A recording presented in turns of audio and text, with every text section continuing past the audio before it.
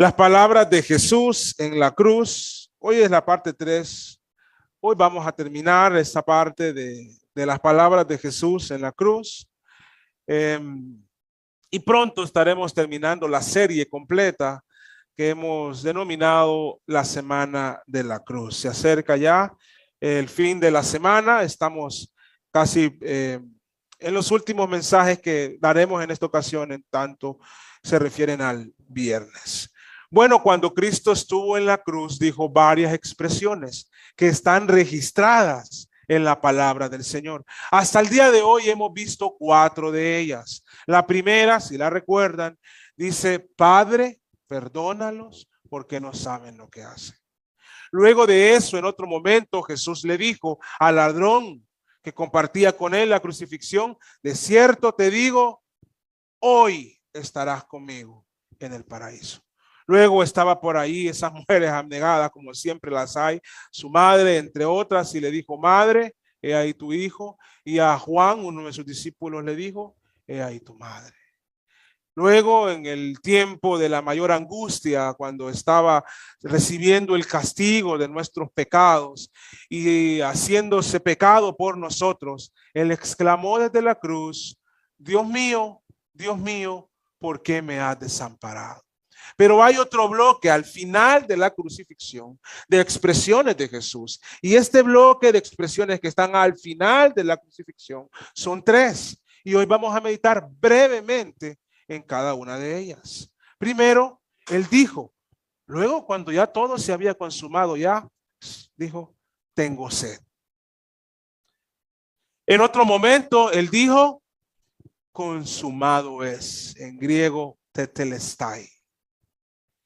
Y luego dice: entregó el espíritu con otro clamor que dijo: Padre, en tus manos encomiendo mi espíritu. Esas son las últimas 3 expresiones de Cristo en la cruz. Y hoy lo que vamos a hacer es meditar en ellas, en entender qué nos está comunicando la palabra del Señor y ver cómo podemos ver más allá de la expresión, porque todas las expresiones en la cruz de Cristo, todas son muy significativas. Sin más, entremos entonces a esta tarea. Primero, en el Evangelio de Juan, en el versículo 28, dice así: después de esto, sabiendo Jesús que ya todo estaba consumado, dijo, para que la escritura se cumpliese: tengo sed. Hay unos datos muy importantes porque nos da el tiempo, el momento, cuando Jesús dijo esto. Dice: sabiendo que ya todo estaba consumado. Entonces nos hace entender que esto fue ya en el momento final de la crucifixión, cercano a su muerte. Ya el castigo ya lo había recibido, el desamparo que hablamos el domingo pasado. Ya el pecado había sido pagado y saldado. Entonces, ya habiendo él hecho esto, dijo: para que la escritura se cumpliese. Ese es un detalle importantísimo, hermanos. Porque cuando Jesús está en la cruz, y lo vimos hace ya varias semanas, se cumplió la mayor cantidad de profecías del Antiguo Testamento. De hecho, recuerdo que las enumeramos desde este púlpito. Y fueron decenas de profecías en el momento de la crucifixión. Pero había una cosita que aún no se había cumplido. Entonces, para que se cumpliese la escritura, porque ya todo lo demás que estaba profetizado se había cumplido, y no vamos a ver cada una de ellas, pero sí vamos a ver algunas relevantes, creo yo, en esta ocasión, que se habían cumplido, para que se cumpliese la escritura. Porque ya muchas cosas ya se habían cumplido hasta ese momento. Como por ejemplo, Génesis 3:15. Este se conoce como el primer evangelio en un lenguaje popular. ¿Por qué es el primer evangelio? Porque es la noticia de buenas nuevas que se da en el Edén. El canto que leíamos lo menciona. Ahí cuando cometió pecado el hombre y cuando el hombre cayó, este es el anuncio divino a Adán y Eva del evangelio. Le dice a la serpiente, pondré enemistad entre ti y la mujer, y entre tu simiente y la simiente tuya. Esta te herirá en la cabeza para muerte, y tú la herirás en el calcañal. Le está anunciando al enemigo que de la simiente de mujer un día nacería alguien que le derrotaría, que te herirá en la cabeza, que te va a derrotar. Y es por eso una de las razones, hermanos, que vemos que Satanás empieza a atacar la simiente de la mujer.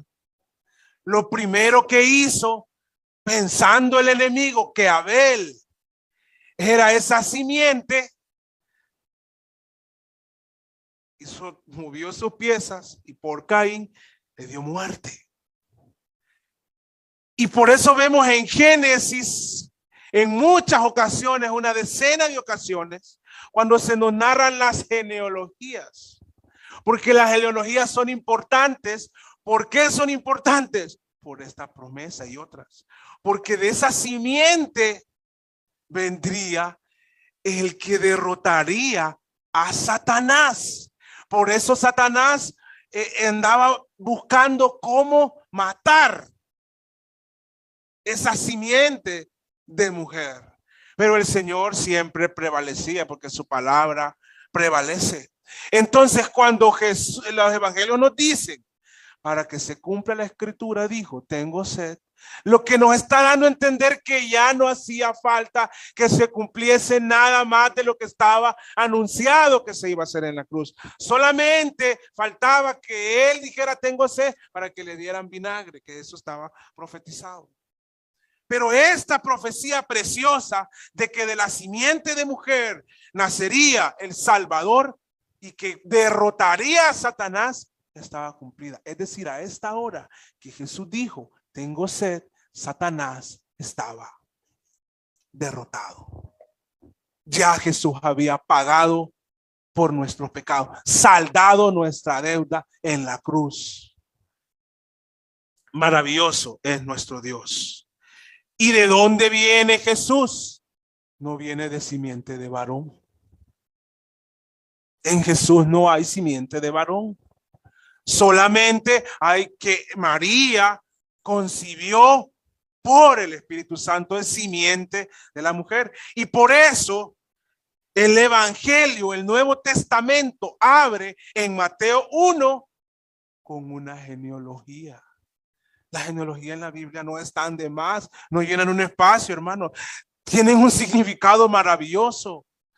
Lucas también en su evangelio nos habla de la genealogía. Jesús es descendiente legal de David por su padre José, quien está inscrito. Y Jesús es descendiente sanguíneo de David por su madre María. Por eso vamos a ver una diferencia entre la genealogía de Mateo y la genealogía de Lucas. Porque una es todo hasta José. Y legalmente él era su padre. Y la de Lucas es todo hasta María, la simiente de la mujer. Entonces, cuando él está diciendo aquí en Juan, para la escritura se cumpliese, nos está diciendo algo maravilloso. Ya se cumplió lo demás. Solo esto falta. Y no solo eso, también hay mismo en Génesis, siguiendo con esa simiente, en Génesis 12, en el capítulo 3, versículo 3, perdón, y no solo el 3, pero en el 3 dice, Dios escoge a Abraham y le dice, versículo 3, 12, 3, bendeciré a los que te bendijeren y a los que te maldijeren, maldeciré. Y serán benditas en ti todas las familias de la tierra. Esta es una promesa y una profecía del Señor dada a Abraham. Y por quien son benditas, todos los pueblos, todas las etnias, todas las naciones, es por Cristo Jesús. Porque Él va a juntar de todo el globo terráqueo esquimales de allá del Ártico o del Antártico, como de allá del Kalahari, de los desiertos y de las selvas de África. Él va a juntar gente desde la Mosquitia hondureña y nicaragüense con aquellos otros de la Amazonía peruana, ecuatoriana o brasileña. Él va a juntar desde allá, desde los que están en Corea del Norte, que hoy no tienen relación con el mundo. Él los va a juntar con los de Corea del Sur y con los chinos y con los rusos. Porque el día maravilloso de toda su gloria, Él va a juntar a todos los suyos, de toda nación, de todo pueblo. Y la Biblia usa realmente de toda etnia.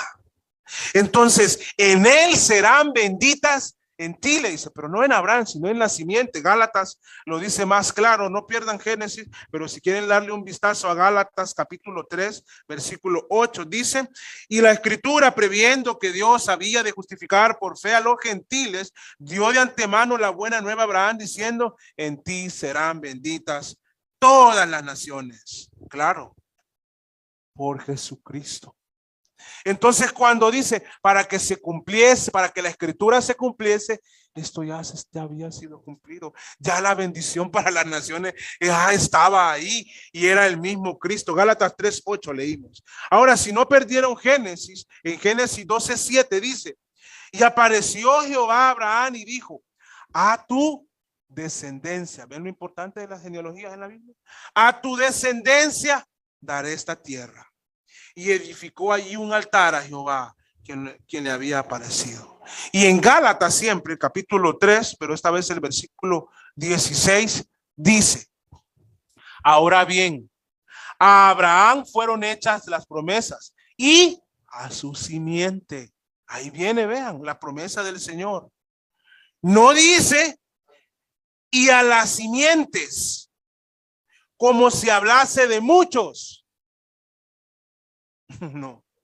Dice, sino como de uno y a tu simiente. ¿Y quién es esa simiente? La cual es Cristo. Entonces, cuando Él dice, para que la escritura se cumpla, es lo que nos está diciendo, que ya todo esto está cumplido, hermano. Qué maravilloso es el Señor. Ya su promesa de bendición y la simiente que heriría o que mataría o que vencería a Satanás golpeándole, es una figura, ¿verdad? Tú apenas le vas a golpear aquí en el calcañal, él te herirá en la cabeza, él te va a derrotar. Ya se estaba cumpliendo. También se estaba cumpliendo la promesa que Dios le hizo al rey David a través del profeta Natán. Si quieren, vayan conmigo al segundo libro de Samuel, al capítulo 7. Entonces, esa expresión de tengo sed, pero lo que va antes es muy significativo. Dice el segundo libro de Samuel. Sé que ustedes son más rápidos que mí para encontrar, pero me esperan. Capítulo 7, si no tome nota, versículo 12. Vamos a leer varios versículos.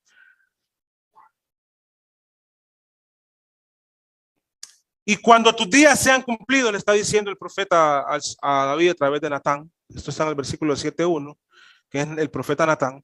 Y cuando tus días, estoy en el 12, 7:12. Y cuando tus días sean cumplidos y duermas con tus padres, le dicen a David, yo levantaré de ti a uno de tú. ¿Ven la importancia que tiene esto? El cual procederá de tus entrañas, uno de tu linaje, el cual procederá de tus entrañas y afirmará su reino. Él edificará casa a mi nombre y yo afirmaré para siempre el trono de su reino. Yo le seré a él por padre. Mira qué precioso. Y él me será a mi hijo. Y si él hiciere mal, que nunca lo hizo, pero fue puesto nuestro mal sobre él. Y si él hiciere mal, yo le castigaré con vara de hombres y con azote de hijos de hombres. El castigo a Cristo no fue porque Él haya hecho mal, sino porque Él fue hecho pecado por nosotros. Pero mi misericordia no se apartará de Él como la aparté de Saúl, el cual quité delante de ti. Y será firmada tu casa y tu reino para siempre delante de tu rostro, y tu trono será estable eternamente. ¿Cuál era el título que llevaba la cruz que Pilato, un impío, puso sobre Jesús? Jesús, el rey de los judíos. Y los judíos dijeron, sabían, entendían lo que se estaba diciendo en ese título. Era la promesa que se le había dado a David. Y dice, no digas el rey de los judíos, sino el que dijo. Porque si era el rey de los judíos, la falta era de ellos que no le habían reconocido como rey. Y fue de ellos que no le reconocieron como rey. Pero cuando cuando Juan nos está diciendo, perdón si he dicho Lucas en otras ocasiones, cuando Juan nos está diciendo para que la escritura se cumpliese, lo que nos está diciendo es, ya todo eso se cumplió. Ya el rey prometido del linaje y de las entrañas de David ya está reinando. Porque de alguna forma, y esto lo acepta cualquier teólogo, aunque hay diferentes posiciones del fin de los tiempos, pero de alguna forma él ya está reinando. Entonces, cuando él está diciendo esto es porque todo esto se ha cumplido. Son muchas cosas más. Así rápidamente también ya se cumplió el siervo sufriente anunciado en Isaías 53. Ya se había cumplido, hermanos. Ya estaba. Y ahí el versículo 3. Isaías 53, despreciado y desechado entre los hombres, varón de dolores, experimentado en quebranto, y como que escondimos de él el rostro, fue menospreciado y no le estimamos. Ciertamente llevó él nuestras enfermedades y sufrió nuestros dolores, y nosotros le tuvimos por azotado, por herido de Dios y abatido. Mas el herido fue por nuestras rebeliones, molido por nuestros pecados. El castigo de nuestra paz fue sobre él, y por su llaga fuimos nosotros curados. Todos nosotros nos descarriamos como ovejas, cada cual se apartó por su camino, mas Jehová cargó en él el pecado de todos nosotros. Angustiado él y afligido, no abrió su boca. Como cordero fue llevado al matadero, y como oveja delante de sus trasquiladores enmudeció y no abrió su boca. Por cárcel y por juicio fue quitado, y si su generación, ¿quién la contará? Porque fue cortado de la tierra de los vivientes, y por la rebelión de mi pueblo fue herido. Y se dispuso con los impíos su sepultura, mas con los ricos fue en su muerte, aunque nunca hizo maldad, ni hubo engaño en su boca. Y lo pueden seguir leyendo, el Salmo 50. Ya se había cumplido, hermano. Ya él había sufrido todo. Entonces, ya esto había pasado. Incluso el mismo Jesús, siempre en el Evangelio de Juan, en el versículo 3, hace referencia a un tipo de Cristo. En el capítulo 3, versículo 14, también esto ya se había cumplido. Jesús, platicando con Nicodemo, le dijo, y como Moisés levantó la serpiente en el desierto, así es necesario que el Hijo del Hombre sea levantado. Ya se había cumplido. La señal de Jonás estaba por cumplirse, pero en la cruz ya se había cumplido todo esto. Entonces, él dice, para que se cumpla, tengo sed. Para que la escritura se cumpla. ¿A qué está haciendo? Pero ya, hermano, maravilloso momento este. Porque ya nuestro pecado para ese entonces ya estaba saldado. Lo dice la Biblia claramente. Sabiendo Jesús que ya todo estaba consumado, dijo, para que la escritura se cumpliese, tengo sed. Y que, si queremos saber qué textos estaba cumpliendo, sí, está en Salmo 31.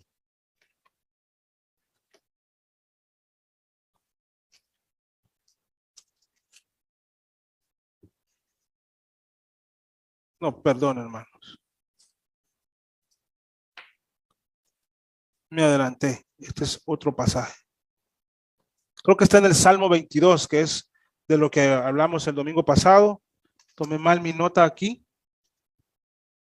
Pero era para que la escritura se cumpliese. Está Salmo 69, 21, por favor. Ahora sí.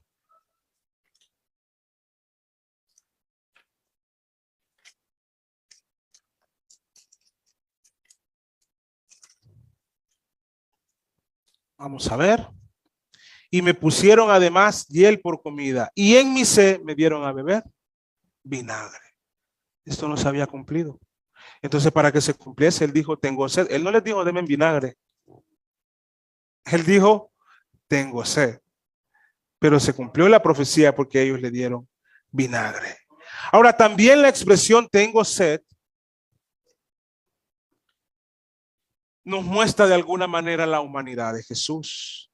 Porque solamente decir que Jesús es Dios, sin dejar de decir que también Jesús, Dios se encarnó y que fue hombre, sería un error.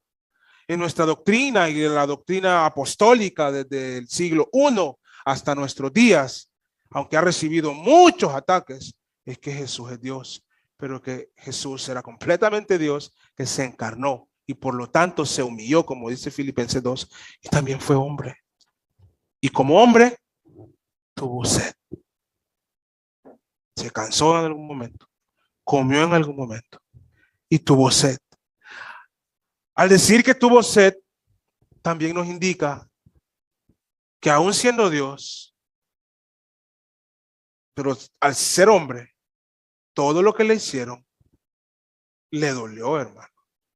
No es que él no sintió dolores por ser Dios. Si tuvo sed, todo lo que había sufrido hasta ese momento también le dolió. Ahora a Jesús no le pudieron quitar la vida, aún con todo lo que le hicieron. Jesús, él entregó su vida. Él se dispuso a morir por nosotros. Él dijo, a mí nadie me quita la vida. Yo, dijo, de mí mismo la pongo. Tengo poder para ponerla y tengo poder para volverla a tomar. Pero en su humanidad, él sintió todos los dolores de los azotes romanos, de la tortura, de los clavos, de la corona, de levantarse en una cruz e intentar respirar colgado de brazos y con los pies así. Sintió los dolores. Ahora, por eso es tan significativo tengo sed, porque después de la tarea que él había hecho, es como ese tengo sed se nos viene generalmente después de que estamos exhaustos, ¿verdad? De una labor ardua. Bueno, la obra de Cristo él la había hecho. Entonces él dice, tengo sed, pero no porque no tiene fuerzas, hermano. No porque no tiene fuerzas. De tal manera que, miren, respirar en una cruz, según lo que se nos dice y cómo era ese trato, eso era difícil. Y gritar después de 6 horas en la cruz era muy difícil. Solo alguien con fuerzas extraordinarias, superiores, podría exclamar desde la cruz, luego de 6 horas, las próximas palabras que Cristo dijo. Porque después de decir tengo sed, versículo 29, bueno, dice, estaba allí una vasija llena de vinagre, entonces le empaparon en vinagre una esponja y poniéndole en el hisopo se le acercaron a la boca. Cuando Jesús hubo tomado el vinagre, dijo, y no lo dijo con una voz suave y tenue, ni esta ni su última expresión fueron entre dientes agonizantes y con él ya fuera de sus 5 sentidos. A pesar del sufrimiento de 6 horas de tortura, su conciencia estaba todavía intacto. Él podía curar sus heridas en un palpitar, pero él entregó su vida como un cordero para cumplir la palabra y para pagar por nuestros pecados. Entonces él dijo, consumado es. Obra completa. Perfecto, íntegra. No le queda nada pendiente a esto. He consumado mi obra. He terminado mi trabajo. He cumplido mi misión. consumado es, tetelestai. Vean que no dijo, ahora es posible que algunos se salven. No fue esa las palabras de Jesús, hermano. Y yo les voy a decir esto, esta doctrina de la salvación tuvo un cambio significativo en el siglo XVII, finales del siglo XVI, inicios del XVII, y está todavía hasta nuestros días. Habiendo un mal entendimiento, aunque ese mal entendimiento no hace que la gente no sea salva, porque nadie es salvo por ser un gran teólogo o conocer teología, no, por creer en Cristo y por entender que Él es el Hijo de Dios, que murió en una cruz por sus pecados, que fue sepultado y que resucitó al tercer día, por arrepentirse y creer en Él. Sin embargo, sí es bueno que nosotros como iglesia entendamos lo que significa estas palabras. Consumado es. Es muy diferente a decir, ahora es posible. Ya habría una posibilidad de que se salve. No, Él dijo, pagué, completé, está perfecto, la obra está completa, no le falta nada. Porque si fuese solamente, ahora es posible, y lo deja en nuestras manos, hermano, no hay nada que hacer ahí. Estamos condenados al infierno. Con sus pensamientos ya pecamos, con nuestros pensamientos ya hoy pecamos. Con nuestras palabras, con nuestras intenciones, con pensar mal de otro está nuestro pecado. Con la reacción de cómo le decimos algo a nuestro hijo, a nuestro cónyuge o a nuestro hermano en Cristo, al que nos atiende en el banco. Ya pecamos, hermanos. Entonces, si fuese, ahora es posible para que los humanos hagan su trabajo, ya que mejor nos ponga el deslizador directo al lago de fuego, hermano. Porque en nuestras manos no hay santidad, hay pecado. Pero en la cruz, lo precioso de esta expresión es que Él dijo, consumado es, ya pagué. Y vean que Jesús pagó por los pecados pasados a ese sacrificio. Jesús pagó por los pecados durante ese sacrificio de aquellos que estaban crucificándole. Y Jesús pagó por los pecados futuros a ese sacrificio. Ahora, los futuros hasta el día de hoy o hasta qué día. ¿Habrá pagado por los pecados de mañana o no? ¿Y los de pasado mañana? ¿Y dentro de un año? Hermano, Él pagó por todos los pecados. Si solo hubiese pagado hasta los pecados de hoy, 13 de marzo de 2022, a las 12 y 0.001 microsegundo, junto conmigo amanecen ustedes en el infierno. Pero Él pagó por todos los pecados. ¿No es maravilloso eso, hermano? Hermano, esto es maravilloso. Hebreos 10 lo dice claramente, hermanos. Puede ser que usted no asimile adecuadamente esta doctrina el día de hoy, pero no le puedo dar otra explicación de esa expresión. Consumado es, porque la Biblia me enseña que con una, ahí lo dice, lo vamos a leer, Hebreos 10 del 12 al 14, pero Cristo, habiendo ofrecido una vez para siempre un solo sacrificio por los pecados, se ha sentado a la diestra de Dios. De ahí en adelante, esperando hasta que sus enemigos sean puestos por estrado de su pie, porque con una sola ofrenda,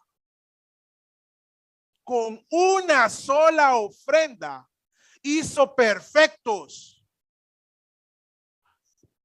para siempre a los santificados. ¿Y cuál fue la ofrenda de Cristo? Cuando Él se dio a sí mismo. Y él, hermanos, con esa ofrenda de su vida, con ese sacrificio perfecto, perdonó todos nuestros pecados. Ni el más inmoral de nuestros pecados lo dejó a un lado. Dijo, no, de este que pague él. No, que pague ella. No, que él pagó en la cruz. Ni la ira más infantil y dañina que hemos tenido ante otra persona que es imagen de Dios fue excluida. Ni el daño más perverso que hayamos hecho fue excluido. Él pagó por todos nuestros pecados, pasados, presentes y futuros. Ahora bien, la palabra de Dios es clara.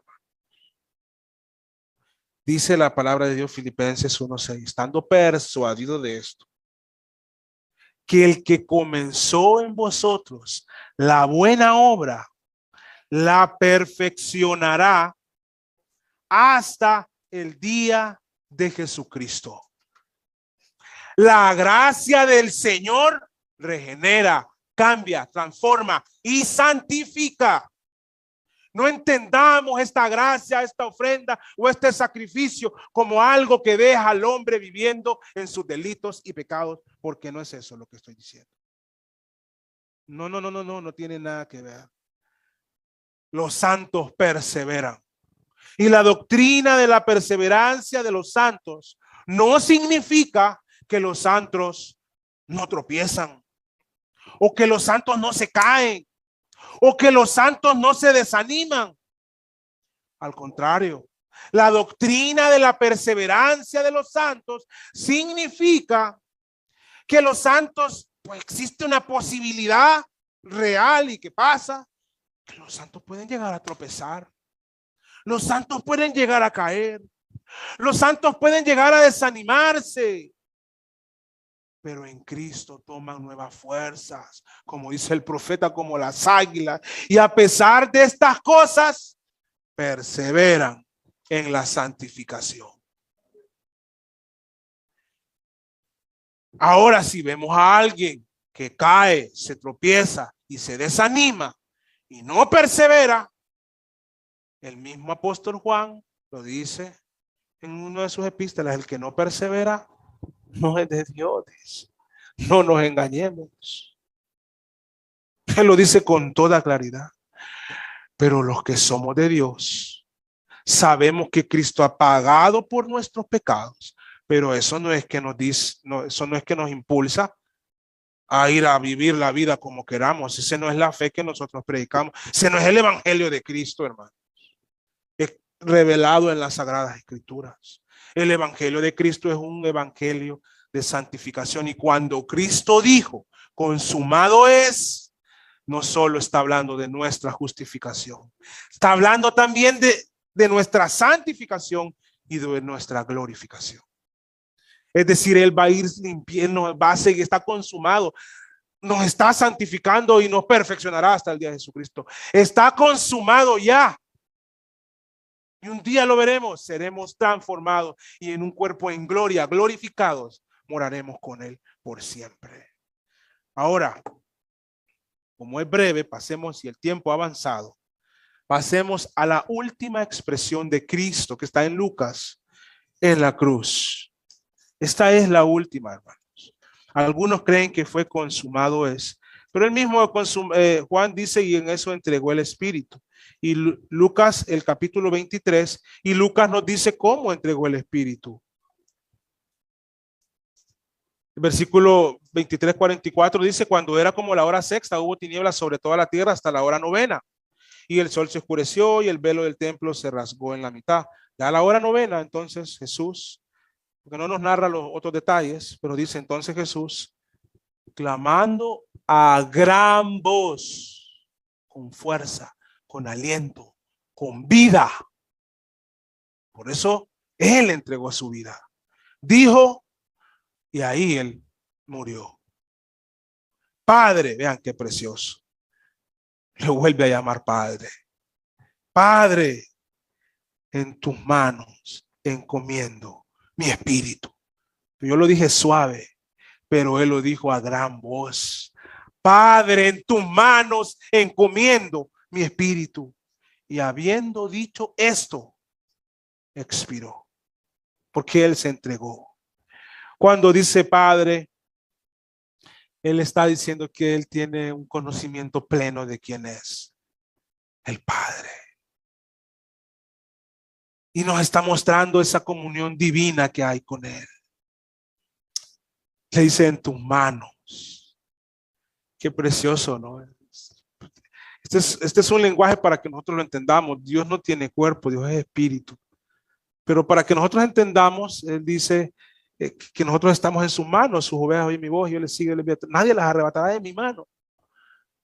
Y a esa misma figura está haciendo Cristo alusión en tus manos, seguras, en tus manos protectoras, en tus manos restauradoras, en tus manos misericordiosas, en tus manos santas. Qué expresión de Cristo más bella. En tus manos encomiendo mi espíritu. Como les decía, nadie le quitó la vida a Cristo. Ni los judíos, ni los romanos. Ellos lo mataron, sí, pero en un entendimiento Jesús entregó a sí mismo su vida. Y por eso le dice, en tus manos encomiendo mi espíritu. ¿De dónde saca Jesús esta expresión? En su último aliento de vida. ¿De dónde sale Jesús mismo, Dios encarnado, con esto? Hermano, Jesús, como bien lo mencionó Carlos Spurgeon en un mensaje, estaba curtido de la palabra del Señor. Siempre estaba pensando en las Sagradas Escrituras.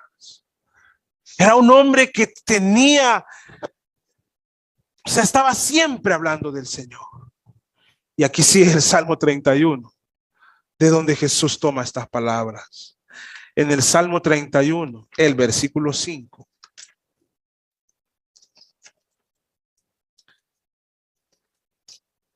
Jesús dice, bueno, el Salmo dice, en tu mano encomiendo mi espíritu. Qué maravilloso. La muerte de Jesús, su último aliento, citando la palabra de Dios. Hermano, Jesús murió. Jesús murió. Luego de eso, no volvió a respirar. Luego de eso, no tenía el pulso. Luego de eso, su corazón no latía. Murió. Ahora yo les pregunto a ustedes, ¿cómo estará su alma el día de su muerte? ¿Estará también diciendo palabra de Dios? ¿Estará usted impregnado de la paz de Dios, llamándole Padre?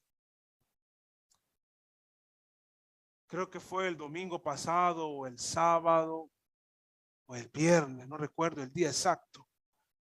Me enteré que murió la hermana de un pastor de una iglesia bautista, el pastor Julio Pacheco, de la iglesia Bautista Comunión. Y seguramente él habló con su hermana en su último aliento. Y al parecer así fue. Y dice que él dijo, puso aquí lo que ella le dijo. Vamos a ver si lo logro encontrar. Lo que ella le dijo en su último aliento. Pero dice el pastor Julio Pacheco que ella murió segura de su salvación. Y en otras palabras, lista para encontrarse con su Padre, hermanos.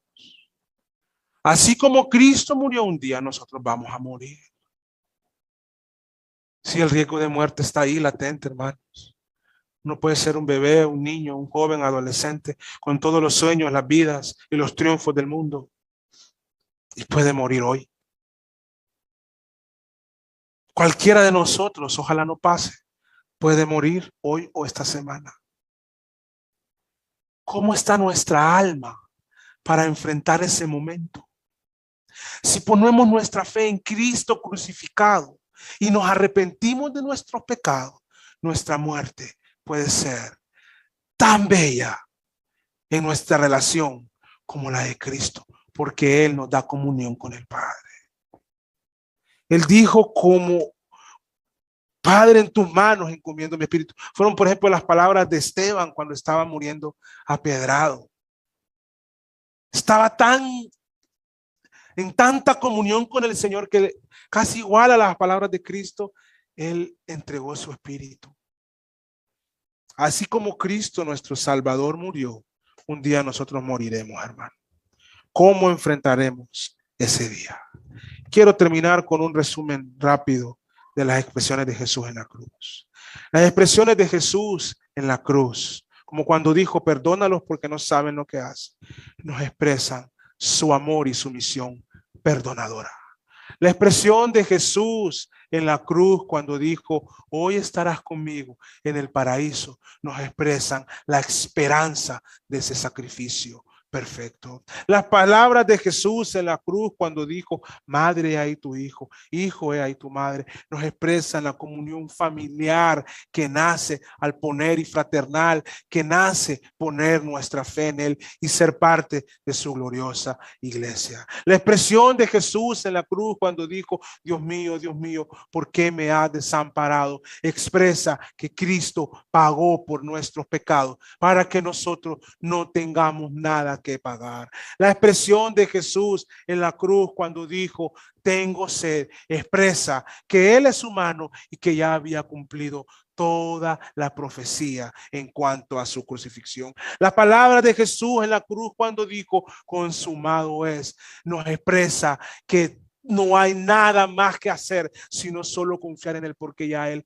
completó nuestra obra de redención. Y cuando Él expresa, Padre, en tus manos encomiendo mi espíritu, está hablando de que esa comunión perfecta que Él tiene con el Padre y esa vida voluntaria que Él entregó hoy también es una posibilidad para nosotros si ponemos nuestra fe en Él.